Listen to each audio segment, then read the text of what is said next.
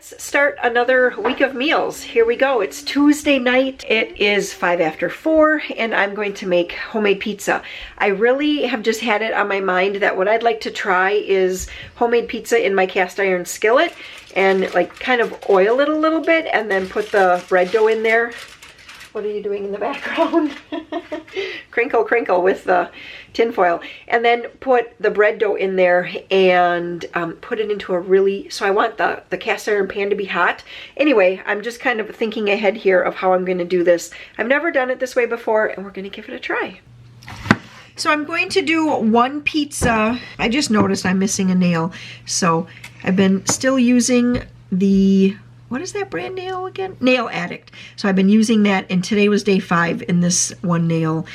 It just kind of, just the whole thing just, boop, just peels right off. I still like it because all the other nails look just super, super good. Okay, we are going to slice up some red pepper and some green pepper and slice up some onion. Maria's going to do the black olives. Do you know how to open this or do you need me to open it? You want me to open this up? All right, so you're gonna drain that. How do you drain it? Well, you come over here, you just hold this like that, and then you drain it out, okay? But that's very sharp. And then I just for cutting apples. Ew, this is like dirty. What? Here, look at this. It's like a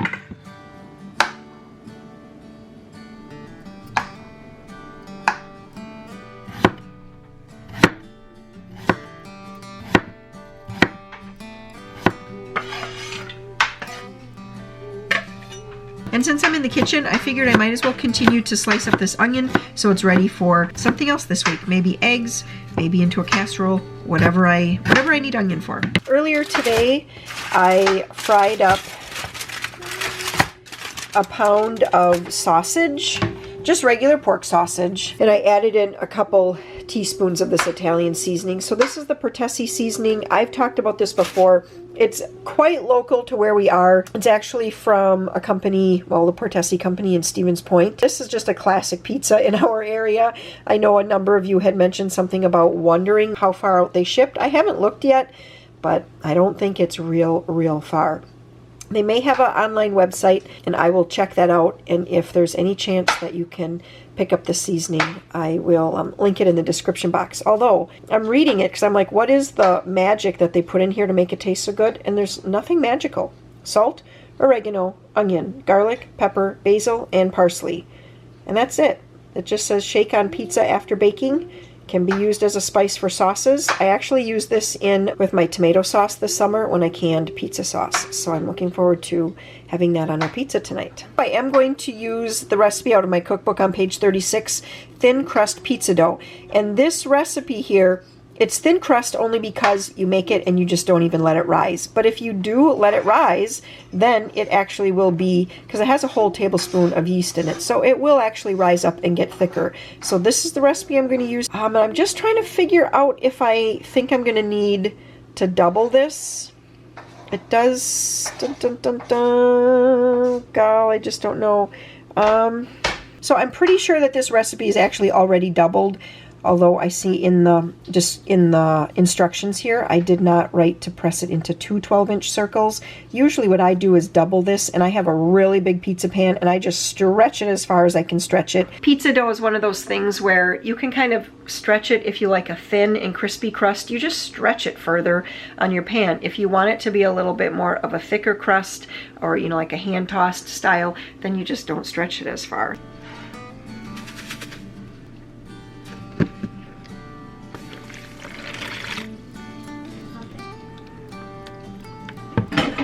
in here, Mom? This is the yeast and the sugar in the warm water. Now we'll just let it sit there for about 8 minutes. Don't stir it. Let me just sprinkle it over.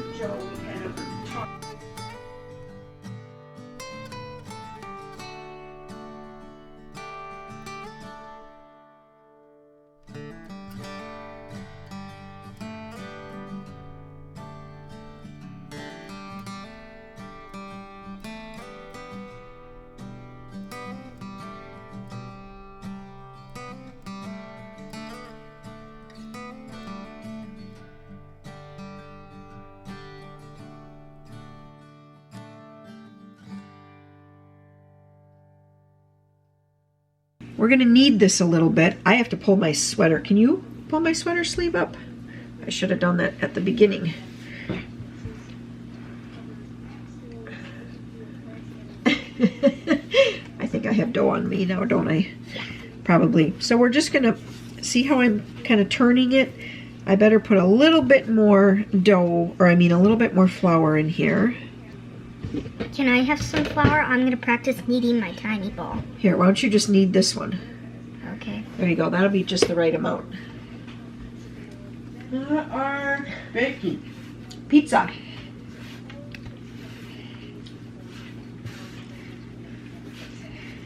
Sweet. Mm-hmm. It's starting to stick and the flour Okay, is like that's good. all Then just gone. leave it right there. Just let it rest now. And wash your hands. I know I said this just a moment ago, but since I'm in the kitchen, I decided that I was all out of pancake mix. I keep my pancake mix in one of these containers. Oh, look, we have a drip on there. So I just keep the recipe right on the lid here so that I know exactly what to do. Because I just do one kind of recipe at a time, and then I just whisk it real quick. And then as soon as I do that, then I just do another recipe. And I think I can fit 4 recipes of pancake mix in here.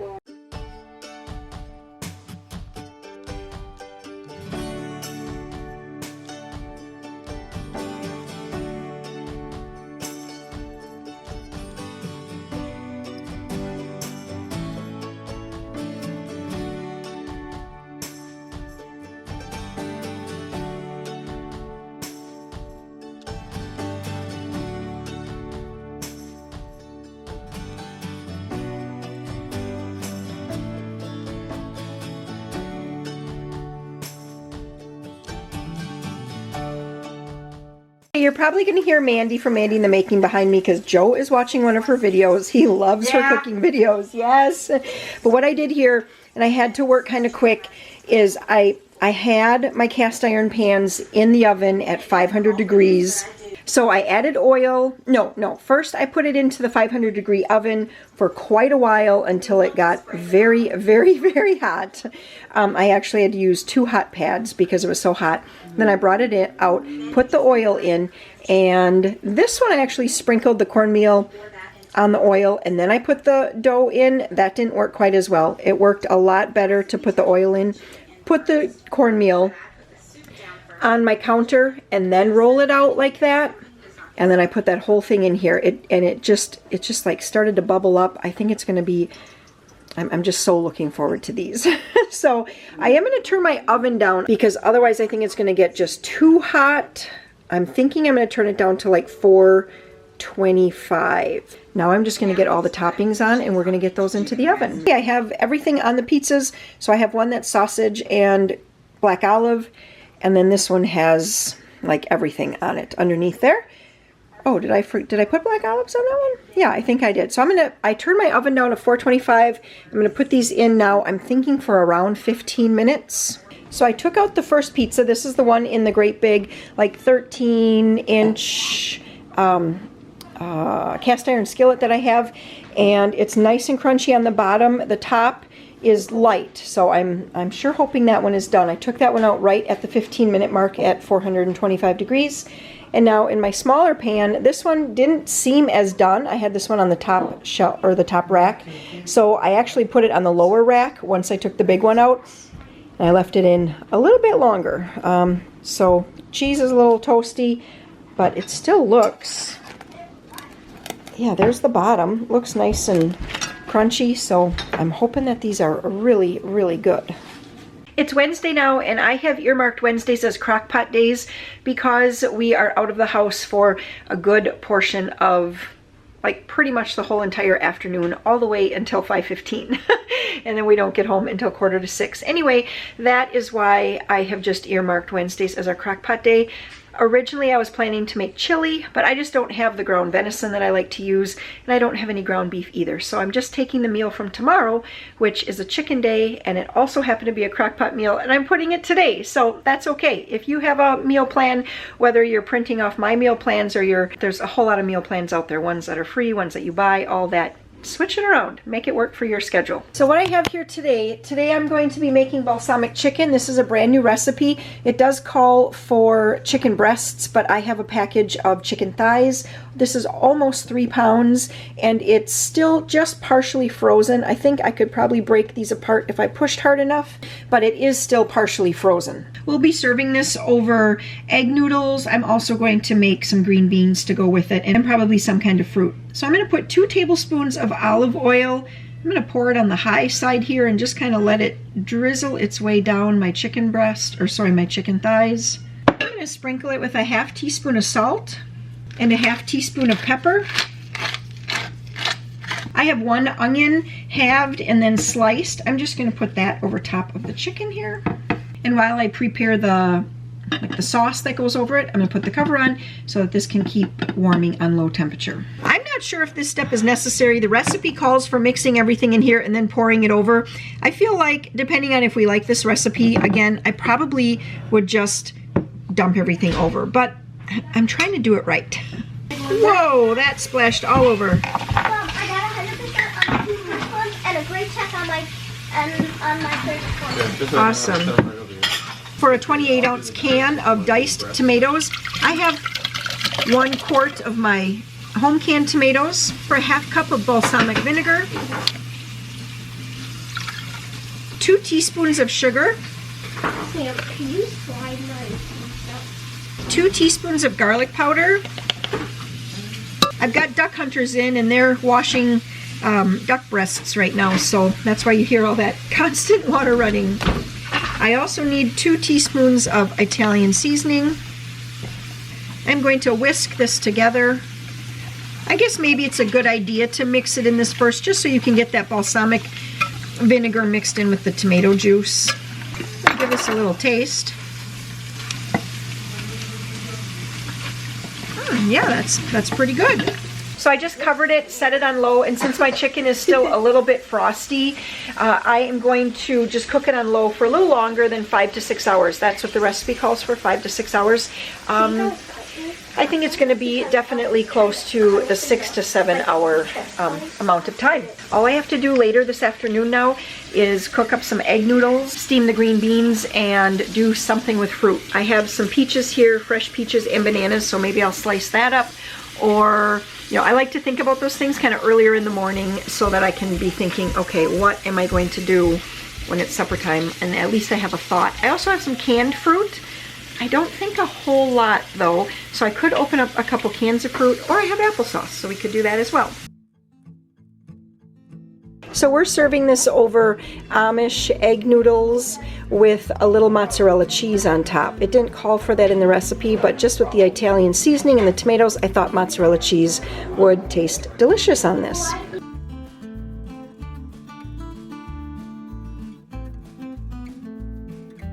All right, Joe, let's see yours too. Wow, look at that. Pictures. The thing has chicken. Are you hungry? All righty. So Sam's getting ready to do dishes here. Good news. What's the good news? What?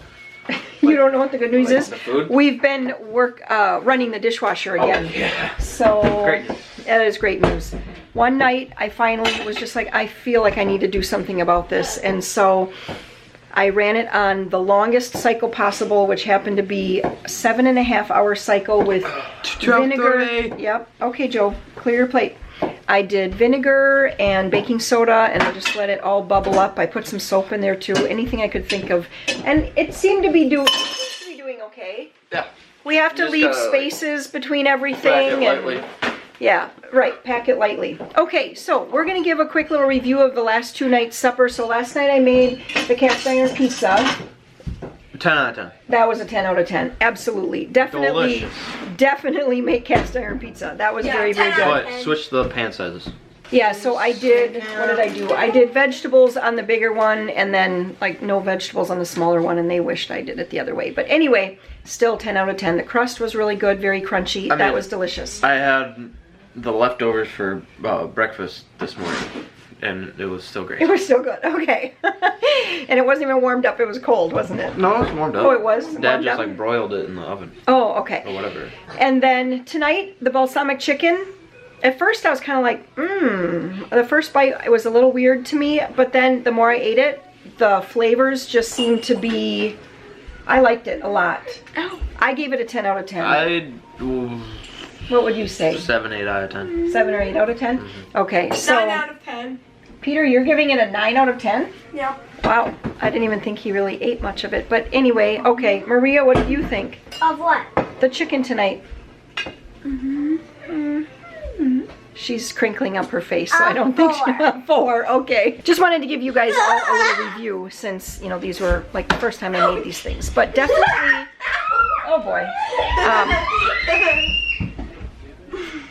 One thing that I really think took this up a notch was to use like a higher quality egg noodle. So I used those Amish, like they're just a little more substantial egg noodle, and then also to put the mozzarella cheese on top.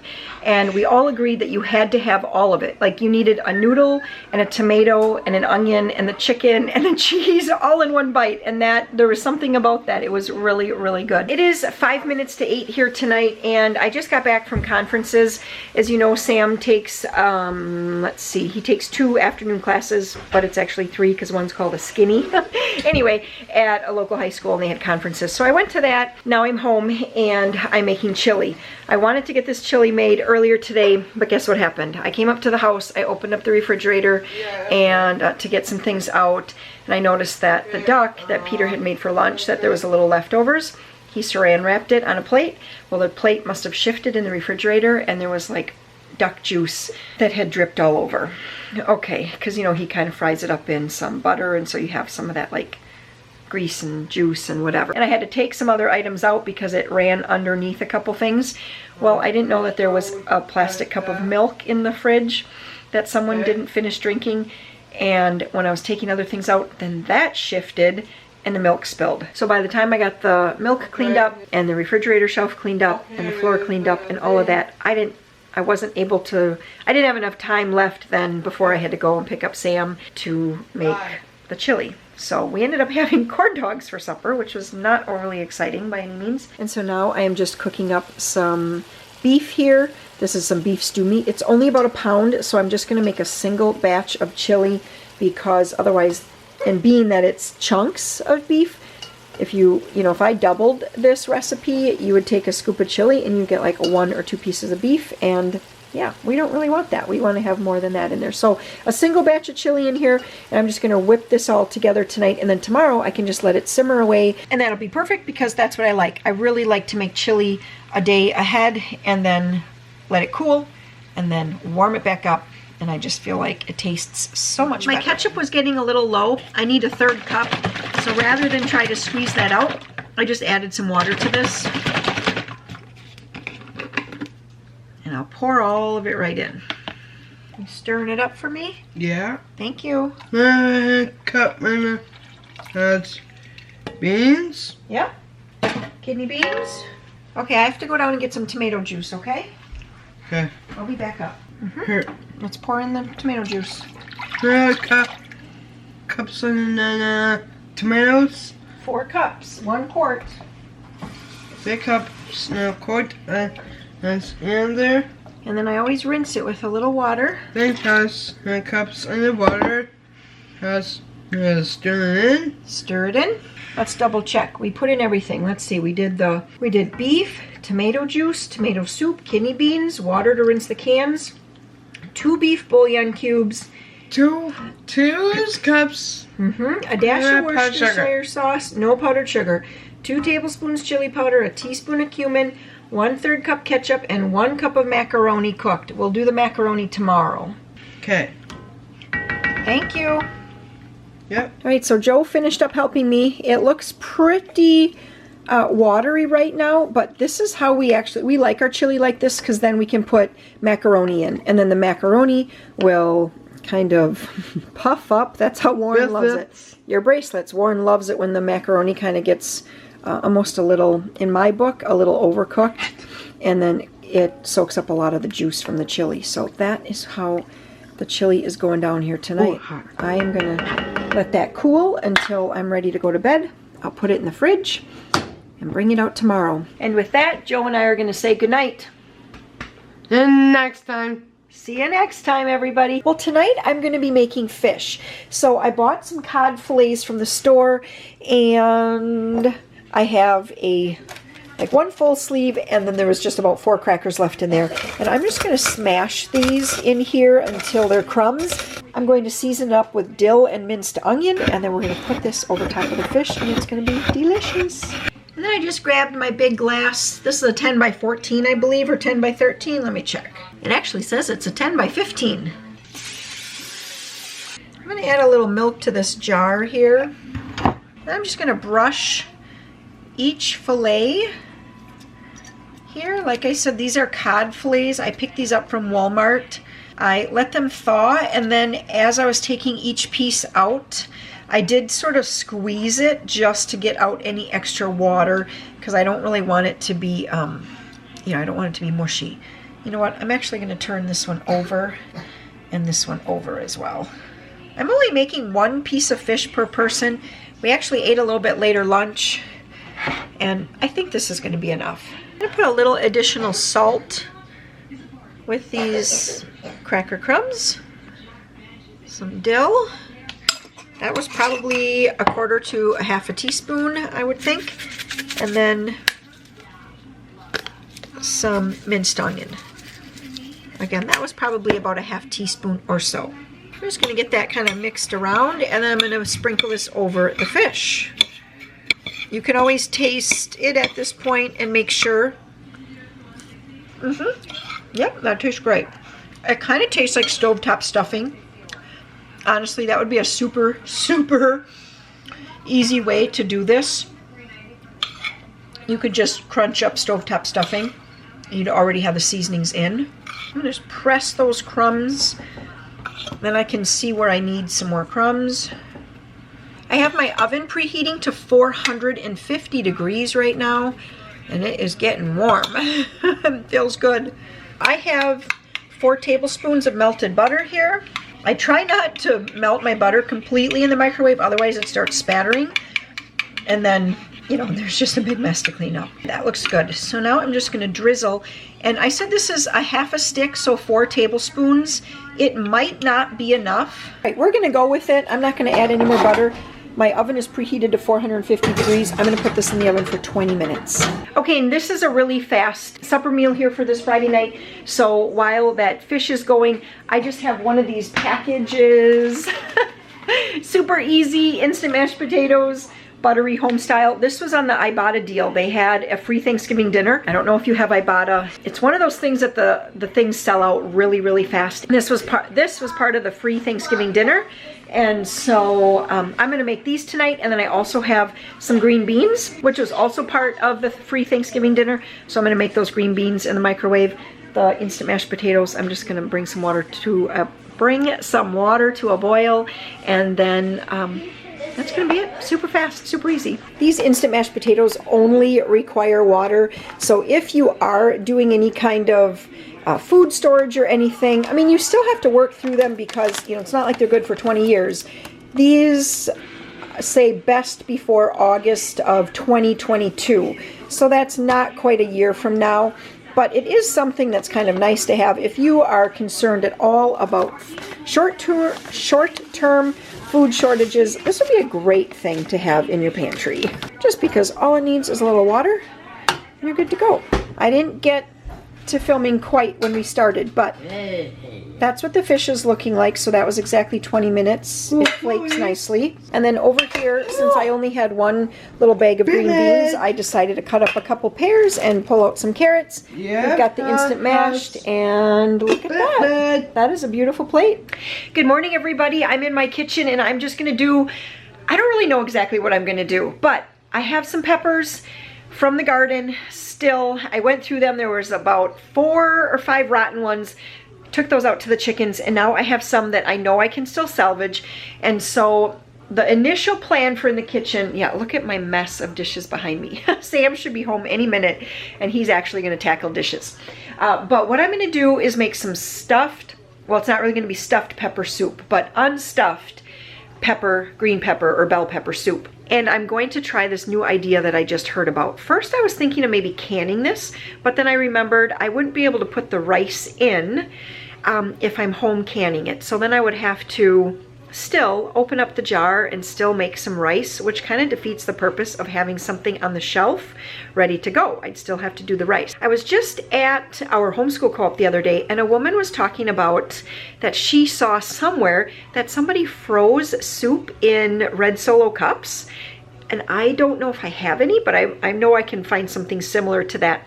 Anyway, they froze it like that, and then once they were froze, they popped them out, put them into a number of Ziploc bags in the freezer, and then guess what? Whenever they wanted just a cup of soup, all they had to do is pull it out and thaw it. 1 cup of soup will thaw fairly quickly. So the recipe that I'm using basically just as a inspiration recipe is here at allrecipes.com, Stuffed Pepper Soup 4. It has 476 ratings, and it basically gets, 5 stars. So I read a bunch of the reviews. Some people were putting like taco seasoning in here, and a lot of people said they left the sage out. So, okay, here's what I'm doing. I have actually 2 pounds ground pork sausage, a lot of peppers, probably equivalent to about 3 peppers, I would say. I'm going to put in a lot of onion. I don't have the onion diced yet. I have home canned tomatoes, so it calls for 29 ounces. This is 32, and this is another 16, so I'm going to call that good on the diced tomatoes. Then it calls for a 15-ounce can of tomato sauce, and again I have some home canned pizza sauce, which has a lot of the similar seasonings that the recipe is calling for, and that a lot of people said in the comments that they're using. Oregano, thyme, basil, garlic. That's pretty much what's in this. This is just a 16-ounce jar. It calls for 15. I feel like I should have more, but I'm going to go with just 1 can or 1 jar to start with. We'll see where it ends up. And then some chicken broth. I'll just be using the Knorr seasoning mixed with water. And then it calls for the thyme, the sage, salt and pepper. And that I'm going to assume that most of the flavor is going to come from this pizza pizza sauce, as well as already the flavor of the pork sausage. And then I'm going to cook up a couple cups of rice. I'm going to cook jasmine rice. We are going to mix all of that together, give it a taste, and then adjust, add salt, add pepper, just do whatever it is that I need to do from there. So it smells amazing. I love peppers, I love sausage, and it smells amazing. So now that I have all of the pork sausage, the peppers and the onions all cooked, and everything is soft, I'm going to use a little trick that I saw first on Julia Pacheco's channel. I just never ever saw it before. She usually has a wooden spoon, but I just have this today because my other ones are dirty. And then she swirls this around and she soaks up the grease. And it's kind of hard to do one-handed here because I need this to get further down. And I think I'm going to need another one. I'm going to do this 1 or 2 more times because, there is a lot of grease when you do pork sausage. But yeah, that actually works out pretty nice. All right, doesn't that look better now? Not so much grease left behind. So that took me 5 times, and I had to use a double piece of paper towel. That was a lot of paper towels to soak up all that grease. I'm gonna get all the other ingredients put in, which is my tomatoes. Maria, is this the biggest? Should I do? So at the last point when I showed you the soup, I think I had just put in the tomato sauce, which actually was kind of like a pizza sauce. We had all the Italian seasoning in it. I was stirring it and I just thought it needed a little bit more. So I added quite a bit of black pepper. I added just over 1 cup of water as well because I wanted it to be a little bit more on the soupy side so that when I add the rice, I don't want a stew. I actually want a soup. So I still have the water over here in case I need to add some more. Yeah, I think it tastes good. Sam said he thought it was a little too tomatoey, but I'm not sure if he's a huge fan of tomatoes anyway. I tasted it. I think it tastes really good. So just waiting on the rice to cook, and then we're going to have this for lunch.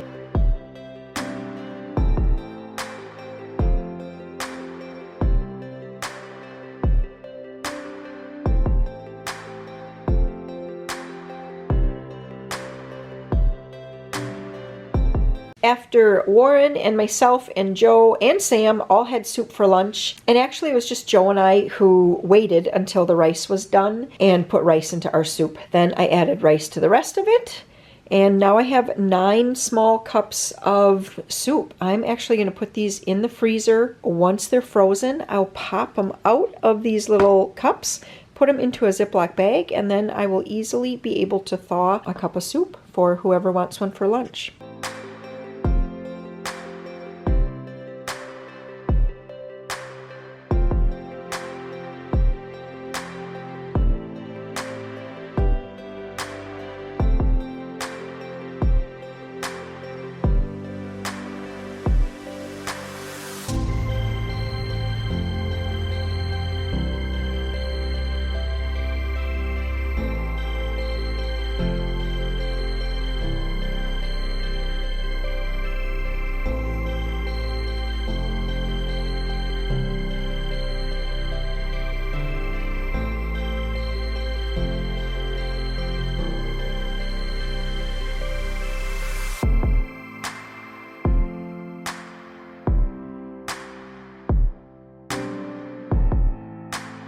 What is it? Are you going to help me bake?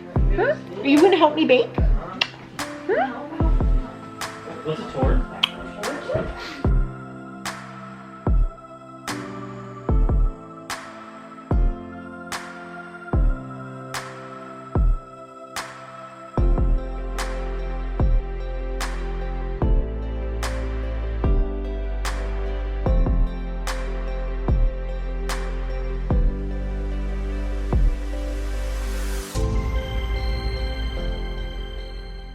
I just realized that my camera battery had died while I was making this bread, but this is a new recipe I'm trying out of an old Mops cookbook. And so it's chocolate zucchini bread, and it's just, I mean, just pretty regular: sugar, oil, eggs, flour, salt, cocoa. I did not put the nuts in. Brown sugar, vanilla, zucchini, baking soda, cinnamon, baking powder, and chocolate chips. And I only put in 1 tablespoon of cinnamon. I'm doubling this recipe. I just wasn't sure. 2 tablespoons sounded like an awful lot of cinnamon, so I only went with 1 tablespoon. But otherwise, I'm making it just the way it calls for. I'm going to set the oven to 325 degrees, and we're going to bake this in loaf pans, 4 loaf pans at 1 hour. If you're unsure what I was doing by adding dimes to this jar, throughout the month of November, I am adding a dime for every new subscriber. At the end of November, I will have a video, and then every single person that comments on that video, as long as you are a subscriber, you will be entered into a drawing to win half of this pot. So I sweeten the pot with $100 to start with. Half of the pot will go to 1 lucky subscriber, and the other half is going to go to a charity. So if you are not a subscriber, this is a perfect time to subscribe, to grow this pot. Tell all your friends. Send them all over here, have them subscribe, and we'll grow this pot as big as possible. Because really, who doesn't need some extra money for Christmas shopping, right? Good morning. Today's a Wednesday, which means that I'm making a Crockpot meal. And so actually it's not, I mean, it's morning, but not morning. It's 10:15 already. Today I'm going to be making potato and corn chowder. And I'm still thinking if I want to throw a sweet potato in there or not. I feel like that would throw my family for a loop. I'm really... Well, I guess Sam too. We are the sweet potato lovers in the family. So I have to think about it. We went to a restaurant over the weekend for a friend's birthday, and I had something called sweet potato chowder, and it was so good. It almost tasted a little bit like maybe a cream of broccoli, cream of potato. There was definitely broccoli in it, but it also had sweet potato. So I'm kind of thinking that I might throw in a small sweet potato. I just have to look to see how full the crock pot is. Anyway, let's get started with this. I do have some pretty sad looking red potatoes here. I'm gonna have to really clean these up, but I am going to peel these and get these cubed up. They will work out perfectly for soup because you want them to be soft anyway.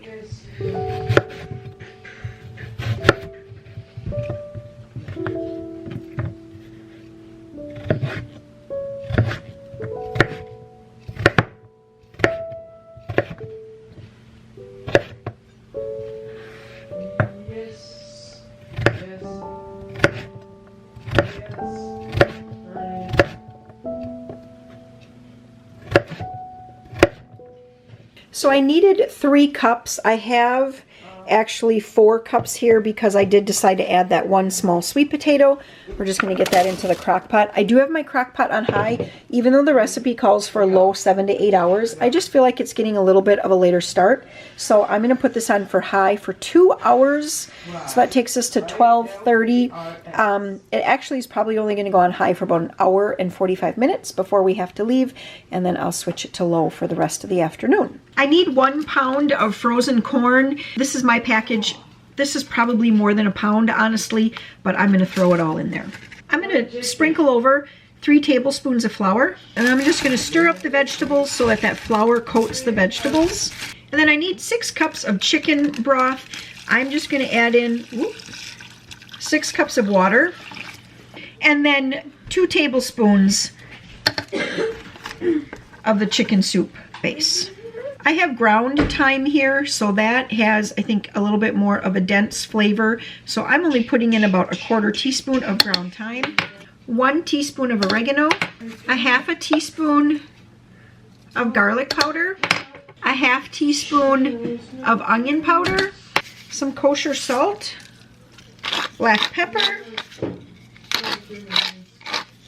Give that 1 more stir. So I gave the broth a little taste test just to check it for taste, and the salt seemed just right. So that's going to be it. We're going to put the cover on and let this cook away on high for about 2 hours, and then we're going to turn it to low until it's time for supper. So I have Peter and Maria working on some states. They are writing down as many states as they can think of. I'm trying to get them to get up to 20 states, and then they're going to write down if those states are east or west of the Mississippi. Anyway, you didn't need to know all that, but that's what they're doing right now. And Joe, what was that? Oh, something falling out of the garbage. Great. And Joe, he just finished working. Oh, and they're fighting about it too. This is really fun. Joe just finished doing some writing. I just heard Sam come in the door. Anyway, guess what I'm going to do? I'm going to make pumpkin bars. I have not made pumpkin bars with cream cheese frosting this entire fall yet, and I know I would love to have some. 1/2 teaspoon salt. This recipe is in my cookbook. It's on page 47, right up on the top. Teaspoon of baking soda and a teaspoon of baking powder. 2 full cups of sugar. 2 cups of flour. 2 teaspoons cinnamon. And 2 teaspoons of pumpkin pie spice. Now, one little tip for you guys, if you buy some of these already mixed up pumpkin pie spices or Italian seasonings, you know what you can do? Just save the container so that it's already labeled and everything for you, and just make up your own. It's a whole lot less expensive to just have, you know, because most of us already have all the main spices that go into pumpkin pie spice, so just make it up your own. It's a whole lot cheaper. Now, if you're just starting out and you don't have cinnamon and nutmeg and cloves and ginger and everything that goes in, then it's actually cheaper to just buy yourself one of these if that's what you need, if you don't think you're going to want all the other spices individually. But if you ever have the individual spices, make up your own mixes. It's a lot less expensive. Now, I do like to give the dry ingredients a quick mix just to make sure it's all blended.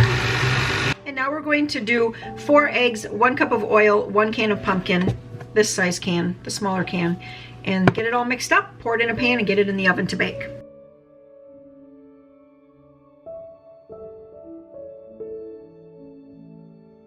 I have my big 10 by 15 Pyrex glass baking dish here. I sprayed it with cooking spray and then, or like vegetable spray. And I just put some flour in there. I'm just going to tap this around to flour it. I know that there is, I think it might be called Baker's Joy or something, that is it's the vegetable spray and the flour all mixed in one, and it probably gives you a much better coat and would probably work really well when you're using like bundt pans and things like that. Anyway, I just don't buy it. It's just one of those things I guess I just don't buy. This seems to work well for me.